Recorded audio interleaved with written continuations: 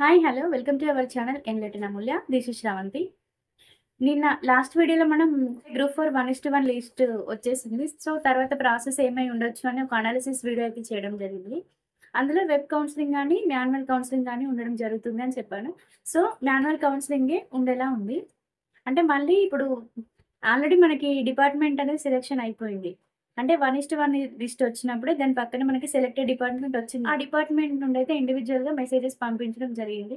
So, నాకైతే message వచ్చింది. నేను చెప్పాను కదా! 11థ్ ఏ అనే కోడ్‌కి సెలెక్ట్ అయ్యాను. 11 ఏ కోడ్ అనేది రెసిడెన్షియల్స్‌లో జూనియర్ అసిస్టెంట్స్ అనమాట. అది కూడా ఎంజేపీ మహాత్మా జ్యోతిబా ఫులే బీసీ వెల్ఫేర్‌లో జూనియర్ అసిస్టెంట్ అనే పోస్ట్ వచ్చింది.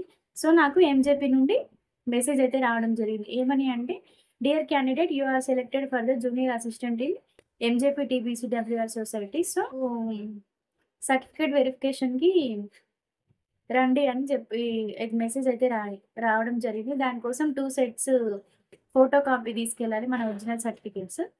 ఎప్పుడు అంటే రేపు 20థ్. 20థ్ అంటే రేపే గదా! నవంబర్ 20 రోజు వెరిఫికేషన్ ఉందయితే వెరిఫికేషన్ ఉంది అని మెసేజ్ రావడం జరిగింది. అది కూడా టైం కూడా ఇచ్చిండు. మధ్యాహ్నం 1:30కి రమ్మని చెప్పారు. అడ్రెస్ ఏమో డీఎస్ఎస్ భవన్ అని ఇవ్వడం జరిగింది. అంటే దీన్ని బట్టి చూస్తే మనం ఏ డిపార్ట్‌మెంట్‌కైతే అలాట్ అయ్యామో ఆ హెడ్ ఆఫ్ ద ఇన్‌స్టిట్యూషన్స్ నుండి క్యాండిడేట్స్‌కి ఇండివిడ్యువల్‌గా అయితే మెసేజెస్ వస్తున్నాయి. సో, మనకి వచ్చిన మెసేజ్ ప్రకారం వచ్చిన అడ్రెస్‌కి మనం సర్టిఫికేట్స్ అన్ని తీసుకెళ్ళి వెరిఫికేషన్స్ అయితే చేసుకోవాల్సి ఉంటుంది.